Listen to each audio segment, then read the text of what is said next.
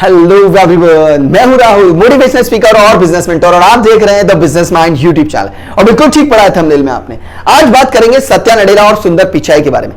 देखिए, आपने यूट्यूब पर बहुत सारे वीडियोस देखे होंगे जिनमें मूवीज के रिव्यूज बताए जाते हैं। बहुत सारे वीडियो देखे होंगे जिसमें फोन की अनबॉक्सिंग की जाती है। बहुत सारे वीडियो देखे होंगे जहां सेलिब्रिटी की कोल्ड वॉर को काफी खींच के, काफी गॉसिप मसाला देकर के आपको वीडियो बनाई जाती है। लेकिन यह वीडियो थोड़ा अलग है। इस वीडियो में हम बात करेंगे उन दो बड़े कॉर्पोरेट लीडर्स की, उन दो बड़े कॉर्पोरेशंस की जो दुनिया में, एक कॉर्पोरेट जो माइक्रोसॉफ्ट है वो सॉफ्टवेयर डेवलपमेंट की दुनिया में सबसे बड़ा लीडर है, और दूसरी तरफ गूगल है जो सर्च इंजन में सबसे बड़ा सर्च इंजन है। देखिए, इन दो इंडिविजुअल में लड़ाई किस तरह से होती है। देखिए, बॉलीवुड सेलिब्रिटी की लड़ाई आपने काफी देखी होगी, गली मोहल्ले की छोटी मोटी लड़ाई, दोस्तों के बीच की छोटी मोटी लड़ाई आपने बहुत देखी होगी। लेकिन आज बात करेंगे कि माइक्रोसॉफ्ट और गूगल जैसे बड़े कॉर्पोरेट्स में लड़ाई किस तरह से होती है, किस तरह से कोल्ड वॉर होती है, किस तरह से इनका सेटलमेंट होता है, और किस तरह से दो बड़े लीडर अपनी प्रेस्टीज को रखने के लिए दुनिया में किस तरह के डिसीजन लेते हैं। तो इस वीडियो में काफी सारी नॉलेज है। स्टोरी थोड़ी कॉम्प्लिकेटेड है, वीडियो थोड़ा कॉम्प्लिकेटेड होगा, बड़ा ध्यान से देखिएगा। इस वीडियो के लास्ट में मैं आपसे एक सवाल पूछूंगा, और सवाल का जवाब मुझे कमेंट बॉक्स में जरूर दीजिएगा। बहरहाल इस वीडियो को शुरू करते हैं दोनों के बेसिक कंपैरिजन के साथ। देखिए, जहां सत्या नडेला का जन्म हुआ 19 अगस्त 1967 में, वही सुंदर पिचाई का जन्म हुआ 10 जून 1972 में।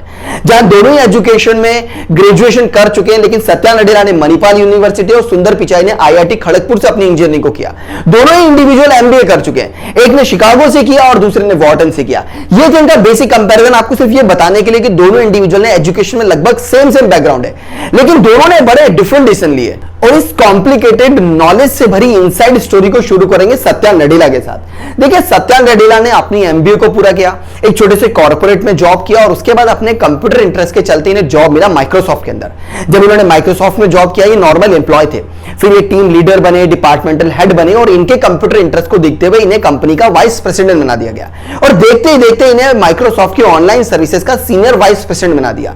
अपने इस वाइस प्रेसिडेंट के टाइम पीरियड में इन्होंने माइक्रोसॉफ्ट के लिए विंडोज 10 पे, माइक्रोसॉफ्ट के अपने ही वेब ब्राउजर बिंग पे, माइक्रोसॉफ्ट की एक्स लाइव सर्विसेज पे, जिसे कि एक्सबॉक्स लाइव सर्विसेज कहा जाता है, वैसे काफी मॉडर्न टाइम पीरियड में अच्छा काम करते माइक्रोसॉफ्ट को एक नेक्स्ट लेवल पे ले जाने की पूरी कोशिश की।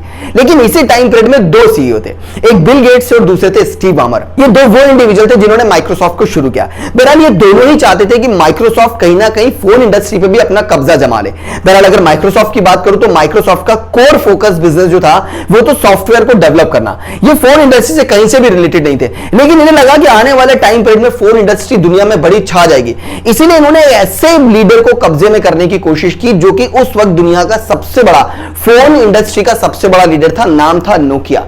स्टीव बामर चाहते थे कि नोकिया को ही पूरा खरीद लिया जाए, और उस वक्त नोकिया अपने कंफ्यूजन टाइम पीरियड से गुजर रहा था कि अपने सिम्बाइन सिस्टम को वो एंड्रॉइड पे कंफर्म करे या ना करे। नोकिया के इसी कंफ्यूजिंग टाइम पीरियड में स्टीव बामर ने एंट्री मारी। स्टीव बामर ने नोकिया को समझाया कि सिम्बाइन से एंड्रॉइड पे शिफ्ट नहीं होना चाहिए, क्योंकि एंड्रॉइड बड़ा कॉमन थर्ड पार्टी प्लेटफॉर्म है, आप ऑलरेडी बहुत बड़े लीडर हो। अगर नोकिया की बात करूं तो नोकिया उस टाइम पीरियड में दुनिया का 5th सबसे मोस्ट वैल्यूएबल ब्रांड था। उसका मार्केट शेयर 50% था बिना एडवर्टाइजिंग के। अगर एडवर्टाइजिंग की बात करूं तो ये 80% मार्केट के लीडर थे। यही से माइक्रोसॉफ्ट चाहता था कि ऑलरेडी इतने एस्टैब्लिश्ड प्लेयर को अगर खरीद लिया जाए तो ऑलरेडी माइक्रोसॉफ्ट का जो गेन है, जो कस्टमर लॉयल्टी, वो और बढ़ जाएगा। फोन इंडस्ट्री पे बिना मेहनत किए हुए पकी पकाई खिचड़ी इनको मिल जाएगी, और ये फोन इंडस्ट्री के भी लीडर बन जाएंगे। इसी बीच स्टीव बामर ने नोकिया के इस कंफ्यूजन टाइम पीरियड में एंट्री मारी। उसी तरह से जैसे मूवी में कोई विलन होता है, जैसे रामायण में रावण होता है, जिस तरह से महाभारत के अंदर शकुनी होता है, ठीक उसी तरह से अपने कूटनीति के चलते स्टीव बामर ने नोकिया को पूरी तरह से कन्विंस कर लिया कि एंड्रॉइड पे शिफ्ट ना हो। बहरहाल जैसे तैसे करके नोकिया की वैल्यू धीरे धीरे गिरती चली गई। 150 बिलियन डॉलर की एक कंपनी महज 5 से 6 बिलियन डॉलर की रह गई, और माइक्रोसॉफ्ट ने इसे खरीद लिया। माइक्रोसॉफ्ट ने खरीद लिया ये सोच के कि फोन इंडस्ट्री पे ये राज करेंगे, लेकिन ऐसा हो नहीं पाया। देखिए, अपनी कोर कॉम्पिटेंसी को छोड़ के फोन इंडस्ट्री पे चले। वो कहते हैं ना, कौवा चला हंस की चाल और अपनी चाल भी भूल गया। माइक्रोसॉफ्ट के साथ कुछ ऐसा ही हुआ। अपने कोर कॉम्पिटेंस बिजनेस को छोड़ के नोकिया के नोकिया लूमिया को बना दिया माइक्रोसॉफ्ट लूमिया। दुनिया भर में जितने भी नोकिया के शोरूम थे उन पे माइक्रोसॉफ्ट के बैनर लगा दिए, एडवर्टाइजमेंट करना शुरू किया। माइक्रोसॉफ्ट पे अब एक बर्डन आ गया, एक ऐसी लायबिलिटी आ गई कि माइक्रोसॉफ्ट को अपना कोर बिजनेस भी चलाना था, और नोकिया की लिगेसी को खत्म करके माइक्रोसॉफ्ट का नाम पूरी दुनिया भर में छाना था। बहरहाल स्टीव बामर का काम बस इतना ही था। 2013 में स्टीव बामर ने कंपनी से रेजिग्नेशन दिया, और ठीक एक साल के बाद 2014 में सत्या नडेला को इस कंपनी का दुनिया का तीसरा सीईओ बना दिया गया। लेकिन सत्या नडेला ने ज्वाइन करने के पहले एक साल भर में कंपनी के अंदर काफी सारे चेंज किए। एक तो वो माइक्रोसॉफ्ट विंडोज 10 पे जो काम कर रहे थे उसे थोड़ा इंप्रूव किया। वो जानते थे कि गूगल जो अपना वेब ब्राउजर चला रहे हैं उसे हटा करके उन्हें अपना खुद का वेब ब्राउजर बनाना चाहिए, क्योंकि आने वाले टाइम पीरियड में कंपनी के पास अपना खुद का वेब ब्राउजर होना चाहिए। यह सोच थी उस वक्त सत्या नडेला की। इसी तरह से वो माइक्रोसॉफ्ट के लिए एक्सबॉक्स लाइव पे भी काम कर रहे थे। बहरहाल एक साल तक उन्होंने काम किया, कंपनी के इंटरनल रिस्ट्रक्चर को पूरी तरह से चेंज किया, कंपनी को नेक्स्ट लेवल पे लेके गए। और ठीक एक साल के बाद उन्होंने नोकिया जैसी एक लाइबिलिटी जो माइक्रोसॉफ्ट का नॉन कोर बिजनेस था उन्होंने उसे रिलीज कर दिया। यह बहुत इंपॉर्टेंट काम था जो एक इंडियन इंडिविजुअल ने माइक्रोसॉफ्ट का सीईओ बनने के ठीक एक साल के बाद किया। इन्होंने नोकिया को रिलीज कर दिया, इसीलिए नोकिया अब आपके सामने एक फ्री कंपनी की तरह फिर से लॉन्च किया गया। यह थी इस पूरी वीडियो की आधी कहानी। अब कहानी शुरू करते हैं सुंदर पिचाई की। देखिए सुंदर पिचाई ने भी अपनी एजुकेशन पूरी की, छोटी मोटी जॉब की और फिर इन्हें गूगल में as a normal employ, as a computer science individual का जॉब इन्हें मिल गया। एक मीटिंग के दौरान सुंदर पिचाई ने अपना ओपिनियन रखा। उनका ऐसा कहना था कि माइक्रोसॉफ्ट आने वाले 1-1.5 साल के अंदर गूगल को अपना सर्च इंजन हटा के अपना खुद का एक सर्च इंजन लेकर आ जाएगा। लेकिन क्योंकि उस वक्त सुंदर पिचाई जॉब में नए थे, एक्सपीरियंस कम था, उनकी बात पे किसी को भरोसा नहीं हुआ, इसीलिए उनकी बात को पूरी तरह से इग्नोर कर दिया गया। लेकिन ठीक 1.5 साल के बाद, वहां पर मैंने आपको बताया ना सत्या नडेला ऑलरेडी वर्क कर रहे थे बिंग पे, ठीक वही हुआ। 1.5 साल के बाद जो सुंदर पिचाई ने बोला था माइक्रोसॉफ्ट ने वही किया। गूगल को एज ए सर्च इंजन हटा करके उन्होंने अपना खुद का सर्च इंजन बना लिया बिंग।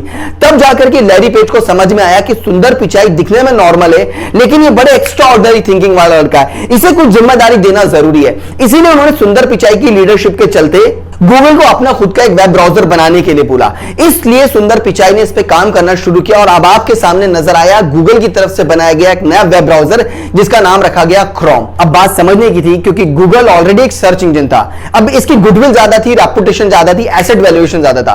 सुंदर पिचाई बड़े फार साइटेड विजनरी और काफी स्ट्रॉन्ग डिसीजन मेकर थे, इसीलिए उन्होंने क्रोम की मार्केटिंग थोड़ी अलग तरह से की। उन्होंने बिंग जो यूज कर रहे थे उन्हें भी समझाया कि क्रोम को यूज करना चाहिए और धीरे धीरे बिंग का वैल्यूएशन कम हुआ, क्रोम का धीरे धीरे वैल्यूएशन बढ़ता चला गया। इतना ज्यादा बढ़ कि क्रोम 67.72% के साथ दुनिया का सबसे बड़ा वेब ब्राउजर बना। और क्रोम की इसी सक्सेस को देख के लैरी पेज ने 2014 के अंदर सुंदर पिचाई को गूगल का सीईओ बनाया और ठीक 5 साल के बाद 2019 में जस्ट रिसेंटली गूगल की पेरेंट कंपनी अल्फाबेट का सीईओ भी इन्हें बना दिया। यानी कि अब सुंदर पिचाई 2 कंपनी के सीईओ हैं, एक गूगल के और इसकी पेरेंट कंपनी अल्फाबेट के। अब अगर सुंदर पिचाई और सत्या नडेला का थोड़ा सैलरी और नेटवर्क का कंपैरिजन करूं तो सत्या नडेला की सैलरी है $42 मिलियन और वही सुंदर पिचाई की सैलरी है $242 मिलियन की। अगर नेटवर्क की बात करूं तो सत्या नडेला का नेटवर्थ है $387 मिलियन का, वहीं अगर सुंदर पिचाई की बात करूं तो इनका नेटवर्थ है $1 बिलियन का। अगर दोनों की रैंकिंग की बात करूं तो सत्या नडेला को रैंकिंग में सीईओ रैंकिंग के अंदर रखा जाता है 1 पे और सुंदर पिचाई को रैंकिंग में रखा जाता है रैंकिंग नंबर 3 पे।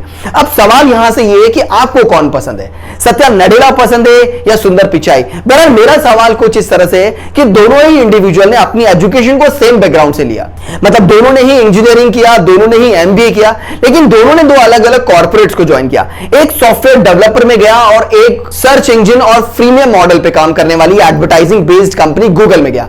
दोनों ही इंडिविजुअल ने एक जैसी थॉट प्रोसेस का डिसीजन कैसे लिया। जहां सत्या नडेला ये सोच रहे थे कि अपना खुद का एक डिफॉल्ट वेब ब्राउजर होना चाहिए, ठीक वही सुंदर पिचाई ने ऐसा आइडिया कैसे लगा लिया कि कोई दूसरी कंपनी हमारी कंपनी के वेब ब्राउजर को हटा के अपना खुद का एक वेब ब्राउजर ला सकती है। अगर इसी तरह की इनसाइड स्टोरी और इस सवाल का जवाब जानना चाहते हैं मेरे चैनल को जरूर सब्सक्राइब करेगा, क्योंकि बहुत जल्दी मैं एक वीडियो बनाऊंगा जहां यह बताऊंगा कि 2 बड़े कॉर्पोरेट या 2 बड़ी कंपनी, 2 बड़े सीईओ किन बेसिस के ऊपर अपना डिसीजन लेते हैं कि उन्हें किस तरह का नया डिसीजन लेना चाहिए, किस तरह से नया मॉडल या नया सॉफ्टवेयर निकालना चाहिए। अगर यह वीडियो पसंद आई वीडियो को लाइक करिए। अगर आपका कोई फ्रेंड है जो इस तरह की इनसाइड बिजनेस स्टोरी देखना पसंद करता है, यह वीडियो उसके साथ जरूर शेयर करेगा। चलिए मिलते हैं किसी नए वीडियो में किसी नई स्टोरी के साथ। Till then good bye, take care. Video को लास्ट तक देखने के लिए आप सभी का बहुत बहुत धन्यवाद।